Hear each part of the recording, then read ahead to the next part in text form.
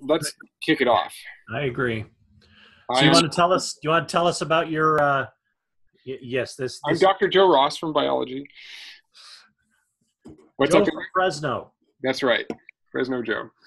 So what, tell us about that conference you're at. DECHI, which I guess, let's see, that's the Directors of Educational Technology in California Higher Education. There it is in the chat. And this started off as a meeting. I don't remember exactly what the history was, something like 30 years ago or so. It was actually only the Directors of Educational Technology in California, which was and still is the UCs, the CSUs, and community colleges. Yeah. Basically everybody in higher ed that's tech related showed up and had a sort of coordinating conference to learn from each other, to find out what certain campuses were doing and others weren't, those sorts of things. Share resources, not reinvent the wheel, those typical reasons we go to conferences. And in the meantime, it's grown to be involving actually faculty. Shocking, I know, but they still have, the attendance is still mostly upper administration, provosts, vice provosts, chief information officers, those sorts. And a lot of instructional designers and a lot of the actual boots on the ground IT techies. Okay. And it's like any other professional conference, really. There are vendors. So educational technology vendors, software companies, hardware companies show up and hawk their wares. And there are lots of different presentations on various aspects, in this case, of how to use technology in education. And it's a bit broader than CRT because it's not just faculty. So it's not just focusing on the in the classroom use of technology to advance learning, but it's also, there's a big component, I wouldn't say a majority, but a large component of the presentations were on analytics. So it was the offices of institutional effectiveness, or whatever you call them on your campuses, and how they collect data, interpret data to help ensure student success, not necessarily inside the classroom. So have you gone to this quite often? This is my first time. Okay. And you presented. What did you present on? I went as a presenter, and I presented on the various possible uses of video in the classroom. Okay. Which you're probably all familiar with now is one of my shticks, using the flipped classroom and having recorded videos beforehand that students watch before they come to class, using certain videos in class to drive student engagement, and then having the lectures captured so that students could watch after class. So that's basically the trifecta that I presented in my 10-minute lightning talk, which I think is a bit long for a lightning talk, but that's what they were calling their 10-minute talk. Slow lightning. Something like that. Sloatening, yeah. Yeah. And so that's what I presented on, and that's, not surprisingly, posted as a video on YouTube if you want to watch it. But I'm also happy to report out briefly a few of the take-homes that I got from other people's presentations as well. Yeah, please. And before I jump into that, I want to make sure I remember to say this. Even though there's only a few of us, I'm glad that we've got those of you that are here. You're the hardcore course redesigners. Last year, Eric and I had a cohort that was, what was it? The ABC cohort, yep. The accounting, biology, and chemistry cohort. And we had these meetings weekly or bi-weekly on Zoom. And like I'm doing now, I recorded them and posted them online. And I got our first comment, Eric, on one of the videos from last year on YouTube from a student from CSU LA. And he wrote, "This is amazing. I'm a CSU LA student currently studying biology," although don't bias that against him. I admire that your students are just as important as your research to each of you. Watching this makes me want to become a professor. Nice. Which is not necessarily our goal, but I wrote him back. But that's really nice that a student is actually looking at it and paying attention to the fact that we actually care. Right, which is really remarkable. So I wrote him back this morning. I haven't heard back yet. I posted a reply comment to his on YouTube. I'm trying to figure out what he was looking for, how he came across that video, because it's just like we're doing now. It's a bunch of faculty sitting around talking about whatever we were talking about that day. Sure. So yeah, I asked him how he found it, and if he was looking for something specific, like if he searched for something, if he actually found what he was looking for in that video. So I'm still collecting data. Yeah, I guess I'm a scientist. So when did he send that to you? He posted that comment yesterday on YouTube. Nice. Very timely. And so, yeah, we're not necessarily out to create more faculty, but as you said, I think it's nice to see that people that are not our cohorts are actually using these videos somehow. Right. At least one. Yeah, at least one. N of one, which could bring me to two of my reports. Again, I'll keep these comments brief in case there are questions from the audience as well. A couple of points that were brought up at DECHE, the 30,000 foot view. One was on analytics, speaking of N of one.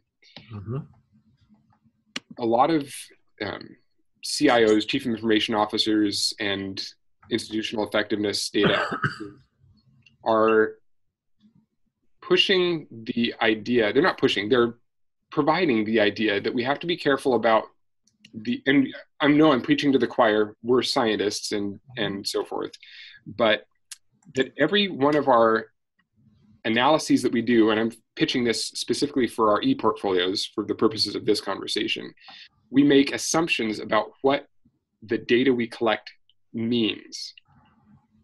Data mean, plural, right?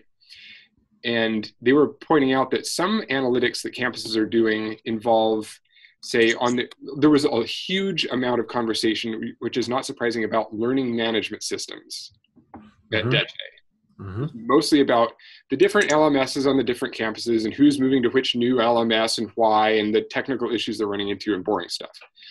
But one of the things that LMSs allow those analysts to do is to measure, say, how long somebody stays on a web page before they click and leave, and what they click on, and how many times they've clicked during their session. And so somebody brought up a quote from, so I'm going to get the quote horribly wrong, so I'm going to paraphrase. Basically, number of clicks does not equal learning. Right? No. The assumption that's made in this analysis is that the number of times you click, the more engaged you are, or something like that. Right. It's a proxy for engagement, which is a proxy for learning, maybe. So we best, and this is the point that was made then, that we best all keep in mind that we have to be explicit about our assumptions about what it is we're measuring when we present those data on, say, our portfolios. So that was one of the big takeaways. Hi, John. John. Hello, how are you? Fantastically well. Welcome. Cool. And the other point I want to make that was spurred by that N of one comment, we were talking about that YouTube comment, is another place I think it became apparent that ed tech is headed is customized or individualized learning, which again, we're probably all familiar with, especially adaptive textbooks and those sorts of things, where depending on what the student has done, different types of problems might be presented to the student, adaptive homework and those. But we were pushed a little bit more, and this is something I've been thinking about already, which is why I'm kind of keen on the idea. We were pushed a little bit more by one of the presenters to think about how we might create classes that are choose your own adventure style classes. If you're familiar with the choose your own adventure style books from 20 or 30 or however many years ago plus, you read the first page, and then at the end of the first page it says, do you go up the mountain or do you go down the mountain? And if you go up the mountain, you flip to page 5 and you keep reading. And if you choose to go down the mountain in the story, you flip to page 13 and you keep reading a different story. So this one story starts the same, but has multiple outcomes. And the person that was presenting this made the argument, although not with data, but I think it's intuitive, that this is a very engaging process for students. And for those of us that have read those sorts of books before, it kind of makes sense, because at least those of us that are type A or obsessive compulsive would reread the story in all possible combinations to figure out all of the different endings to the story.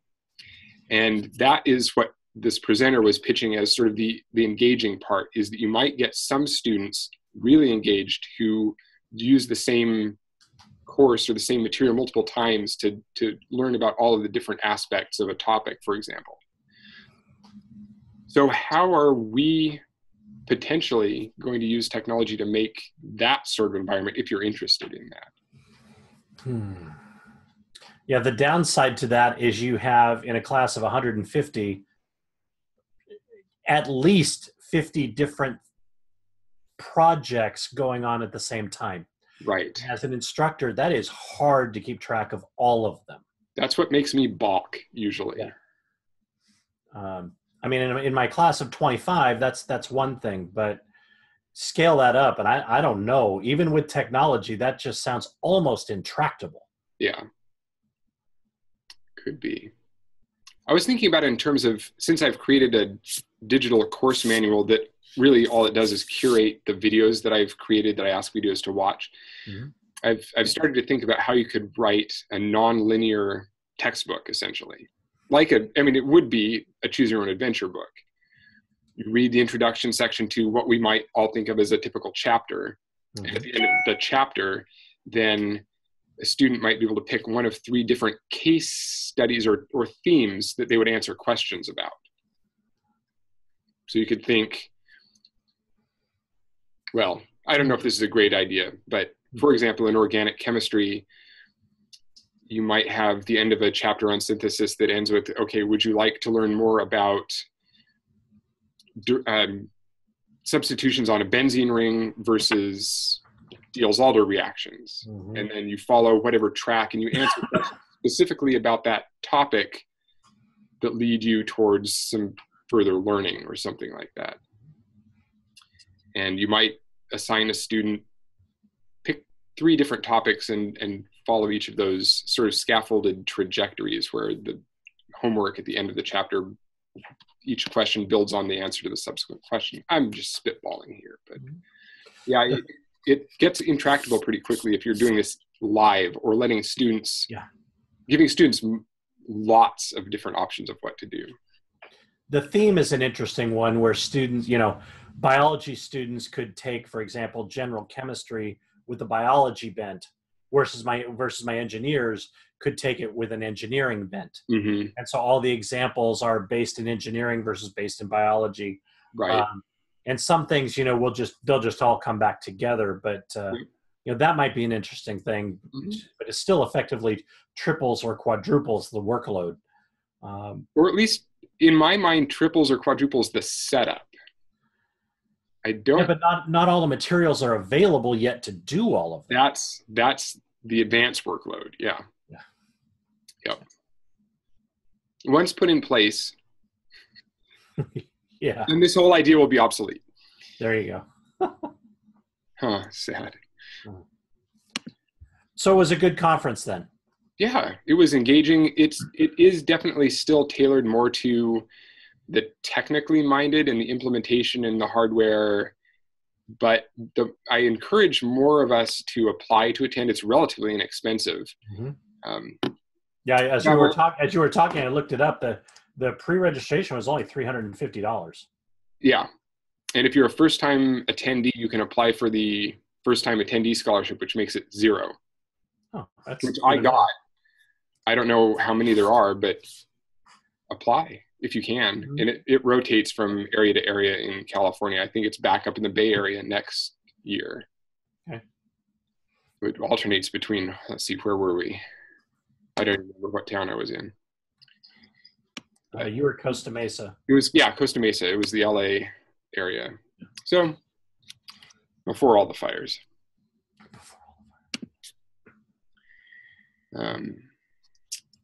Let's see, a couple of other points, maybe slightly more quickly. Universal design for learning, not surprisingly, mm-hmm. was a big topic, and there were some presentations on that. And it made me start wondering, I'd love to get feedback from all of you if you have thoughts. The idea of making accommodations to students who need it. This is not necessarily universal design for learning, but student support for students with disabilities. Mm-hmm. Sometimes I have to write multiple versions of an exam to accommodate certain disabilities.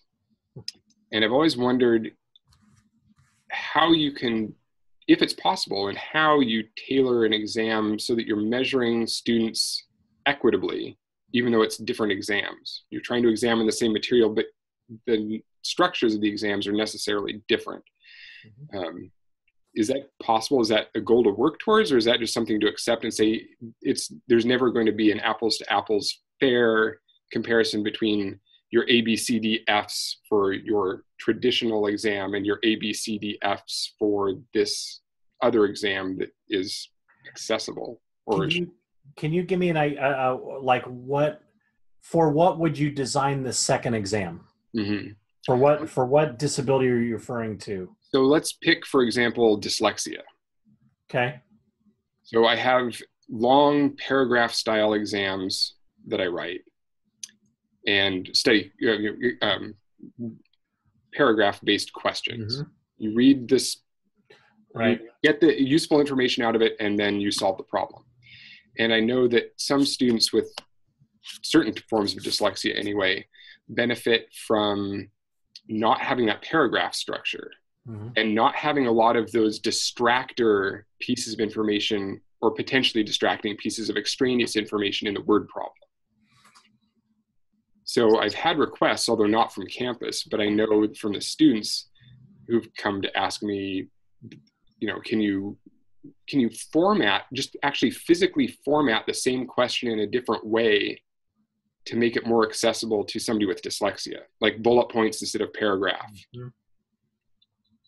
But I don't know, and I've talked to our local SSD, Services for Students with Disabilities office, to try to get some ideas about, and I didn't get a lot of useful information about how to universally design assessments with all of these sorts of potential disabilities in mind, to write one test that's accessible to all, which of course is impossible. That's the end of the spectrum. But getting most of the way there would be nice. Has anybody encountered this? My particular concern, or at least thought about it, my particular concern is there are some discipline-specific things that you have to be able to do to be a graduate of one of our disciplines, I think. And there's a point at which maybe accommodating becomes unreasonable or unfair because you're graduating the student, but then they haven't learned how to compensate for their needs so that when they get out in the real world and they're actually employed, they're not getting these formal benefits for support because they're not at a university anymore. And now what are they going to do? Yeah, I honestly, I honestly haven't had such a circumstance to have to worry significantly about that. Well, it's not significant to me yet. I'm just worried that it's on the horizon. And given the CSU's push for UDL, I think we're all going to be in this boat in the near future. Sure, it depends on the class size you have and the types of students you teach, but something to think about maybe when you're up late at night and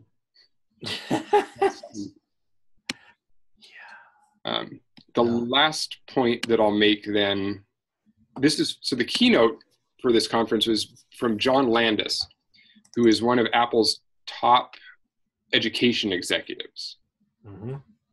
And he's a really fantastic speaker. He wasn't pushing Apple, which is not surprising.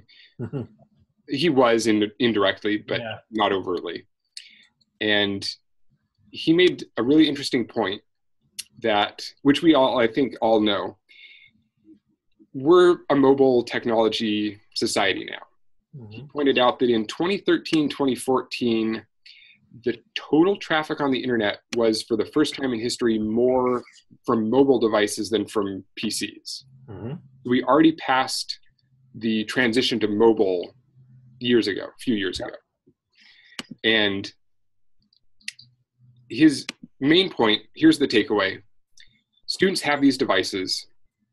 We can use them in class.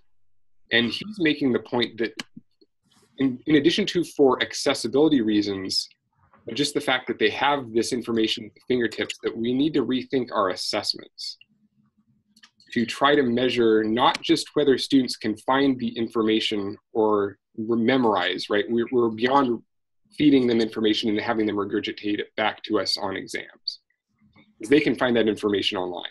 So information literacy and testing students or assessing students in a way where we're testing not their recall, but their ability to apply knowledge, and most importantly, their ability to assess whether or not what they're finding on the internet is true. He made a really, this is the last thing I'll say, definitely do questions, but he made the really important point, maybe hyperbole. You can find somewhere on the internet a written fact that supports any position on any topic you want to take. Mm-hmm. Because there are so many of us, because the information economy, as he calls it, has undergone this recent revolution. So many of us are on the internet with so much data, and everybody has a voice. Now we really have to help students learn information literacy skills. And our assessments, he proposes, should assess that. How good are our students at assessing the quality of information that we need to be helping them learn that? Yeah, see, I don't know about that. I mean, I got enough to teach just the content of the chemistry course. Mm-hmm. And I'm finding more and more that my students don't have the study skills or the maturity to understand what studying actually is Mm-hmm. before they come in. Right. Not only do I have to teach chemistry now, I got to teach, metacognitive theory, and I got to teach, adulting, and there's a whole lot of other things I got to teach. I don't know that I'm willing to add, Mm-hmm. another layer. Information literacy as well. There's a limit to what can be pulled off. Right. I mean, I see the point that they're a different breed than we were. Yeah. I get that. Yeah. I was talking with our ASC earlier. When I was going to school and I wanted a piece of information, I walked down to the library. Yep. And I had to look it up in a card catalog, and I had to look up the microfiche, or I had to go pull the book from the stacks. And copy machines were not all that fast. Yep. And I had to write things down. And you know what? It was a big, long time process. And so I had to make the decision, do I really want that information or not? And if I really did want it, and it was that much effort, by God, I was going to learn it.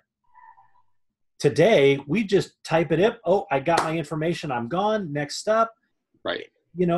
There's no outlay to go get it. Yep. So it doesn't really matter if I forget it. Yep. It sounds to me like you were at the conference. You basically just summarized half of John's talk. Yeah. I mean, literally, including his comments about a card catalog and having to do that sort of research in college. So, exactly. Sounds like he and I are contemporaries. Yep. I certainly understand they're different students and they have different ways of going about things, and I'm happy to support that. But I don't know that I can't teach everything. Right. Just can't. And I know that 60% of my class, I mean, granted, I've got Gen Chem, this is freshman class, 60% are freshmen. They're one day past high school chemistry. They're one day past a high school senior.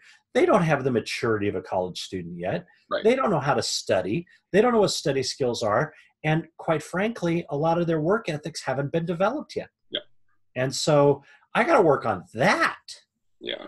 And unfortunately, part of that is contrary to the information literacy explosion, because what they just go type in quick, get it, and they're done. So yeah. I don't know. I have issues with that, and maybe they're just my own personal issues. Yeah. Well, so yeah, fair points, Danielle and Angel in the chat, that it would be useful, maybe a class on information literacy. At the same time, I might argue or advocate for, which is harder, scaffolding it into instruction over the 4-year period. So you start small in introductory chemistry or biology or whatever, and to work on it over time. But that means it has to be a coordinated effort, which of course is always impossible or improbable for a 4-year degree. Yeah. And Angel, indeed, asking students to avoid the internet and its information because of these issues. Absolutely. I think, just again, spitballing, I've never taught an introductory course. I've never had that many students, and I've never had the students that are a day out of high school. Although, Eric, I use that example or that idiom a lot these days. Yeah. I learned it from you. It's a great provocative thought. Mm-hmm. But could it start with introducing an assignment in an introductory course where you ask students to get some piece of information and use it on, tell them you're going to give them a quiz and they need to find this piece of information. And you pick something specifically that you know that they're going to find on the internet that's wrong or probably wrong. And just to introduce the concept to them of information literacy and why it's important by giving them a very small stakes quiz where most of them fail because they look up the information and they don't know about the fact that Wikipedia is written by random people that aren't necessarily experts. In theory, fact-checked, but... Right. And so if they don't understand that, then maybe that, a little wake-up call, just one, embedded somewhere in that introductory course, which doesn't take very long, but it's a start. Maybe. Yeah. Yeah. So indeed, Angel, yeah, I do the same thing for upper division students. And when I have smaller classes, I do spend a bit more time with them talking about information resources, and we talk about primary sources and those. For upper division students, I don't even have to go to the internet. I can pull out the textbook and find an error. And absolutely. And then say, what do you mean it's not right? Yeah, well, it was written by human beings, and we make mistakes, and yep. Or it was written 5 years ago, and information has changed. Correct. Or information hasn't changed, but the information that's out there has not been widely distributed. So right. Most people don't know that it's wrong, even though that information, that data has been out for decades. Mm-hmm. Oh, good. So. Mm-hmm. But go ahead. Those were all the thought-provoking things that I learned, the top thought-provoking things that I learned at Dece. Well, I like this idea of the assessment question. We have in our department, although there are still a few kinks to be worked out, we have recently voted to move to a different kind of general chemistry. So our first semester is going to move to a studio lab format. Ooh. Where lab and lecture are going to be integrated. Yep. So no longer will we have 3 one-hour lectures each week plus a 3-hour lab. We will have 6 hours, which will be lecture and lab combined. So sounds like a lot of footwork. Oh, yeah. Lab essentially becomes an active learning technique like every other active learning technique. Right. Lecture becomes a pre-lab lecture like everything. I mean, it mm-hmm. becomes seamless. Mm-hmm. And one of the first things we have to do is we have to address the assessment question. Yeah. How are we going to assess the success or failure of this move? Yep. Of course, concurrent with that, we have to start working on a backward design approach to totally redesign the course from the beginning. Right.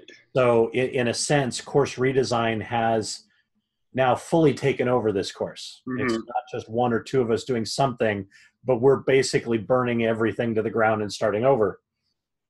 So we have all the curriculum to worry about, and we can do this because we have a new building coming, right? And so we're actually building the building around the course.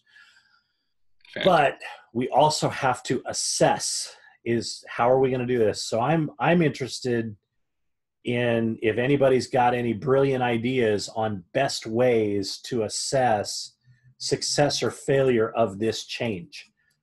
Beyond standard DFW rates, beyond achievement gaps, what else should we go after We have 2.5 years right now to collect any pre-data that we want. We've got 10 or 15 years of data built up in institutional research we can go pull out. Yep. But things like, Danielle, yes, attitudes. I think the effectual domain is something we're going to have to look at. We'd really like to, our assessment coordinator mentioned that it would be nice to look at trajectory. In a sense, our students that came out of this course before, what's the generalized improvement over the course of 4 years, however you measure that? Are they on a higher trajectory when they leave the course through studio labs so that they do better in the subsequent courses? Mm-hmm. Is there some way to measure that? Of course, everybody would love to have, does it affect graduation rates? But that takes at least 4 years after the implementation. Right. We're going to have to do our first series of assessments within the first 3 years. Mm-hmm. So we likely won't have impact on graduation rates. So I don't know. We're just starting this process. I'm looking for thoughts and ideas.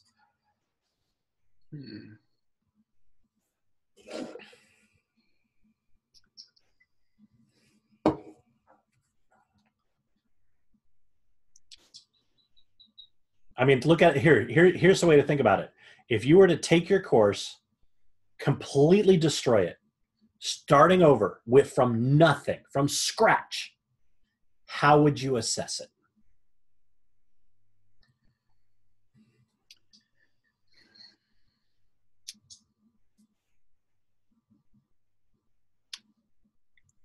So are the outcomes changing? Probably. Yeah. I mean, quite frankly, we all have our own learning objectives for the course at this point.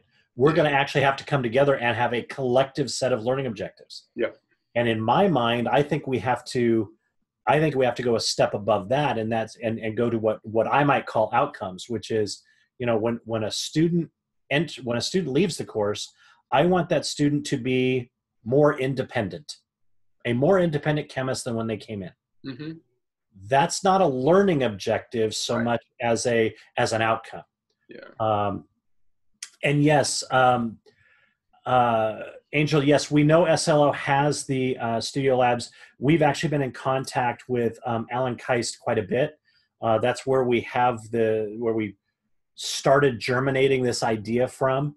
Of course, we can't do exactly like they do. Our student body is different. Our financial situation is different. So what we have to do is take their ideas and mold them to who we are. That's part of our development process in the next 2.5 years. But yes, I do want to talk to them about how they have assessed it. In fact, our assessment coordinator popped his head in here yesterday and started talking about how they did it. Is that what we want to do, or do we want to do something different? And my answer was yes.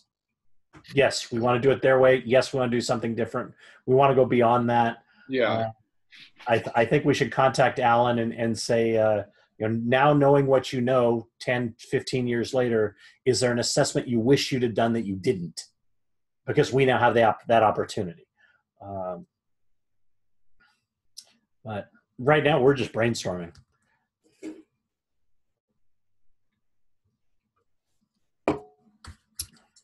Do your lecture and lab, so currently you have lecture and lab separate? Correct. Coordinated in theory, but separate. Right. Do they have, and so as different classes, then they'll have their own separate outcomes? No, it's the same class, but taught by a different instructor. Okay. So the lab is a component of the overall course. Okay. So the outcomes might change, but they don't necessarily have to because you're moving to a new format. Yeah, it's likely they will to some degree. Yeah, they still have some lecture-ish, yep. And they still have the lab experience. Correct. Okay. But the labs will necessarily be different. You can't run a 3-hour lab in a 2-hour setting. Right. So I'm actually imagining a large number of demo type labs, mm-hmm. Lablets, right? 30-minute labs that we then talk about, why did this happen? Why did it happen this way? How could you do it differently if you wanted to see X? Yeah. Right? Things like that. That's the sort of information I feel that I would need to create the assessments was how is the class going to change? Right. But yeah, I can see that. Yeah, so we've got assessment on a number of different levels, right? I mean, we have to, the exams will change, right? Those kind of assessments will change. Yeah. Hopefully we can build in more formative type assessments, more, assessments on different levels, but also assessing the success or failure of the project, right? Right. Did students do better? How do we know that? Yep. Is this something we should keep spending money on, right? That's what the administrators are going to want to know. Yes. I mean, it costs about double to run this. Mm-hmm. So it's not cheap. So I don't want to come back to him and say, did it work better? I don't know. It's not going to go over well. No.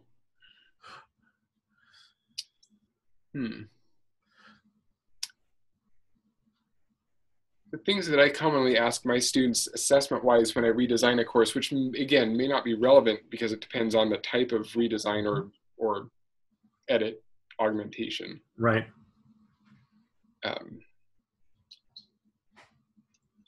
Things that come to mind are usually sort of ancillary. Did you spend more or less time outside of class studying? Did you spend more or less time outside of class interacting with your peers? Yeah. That gets at some of the qualitative information that isn't something that you can already get from your institutional research group. Yes. So exactly as Daniel had said, basically attitudes as well. But that's a little bit sort of demographic. It's quantitative data, but it's self-reported. Self-reported. Yeah. I think we also need, I mean, this is going to be, we're going to have to teach it differently. I think we're going to have to assess how the faculty feel about it too.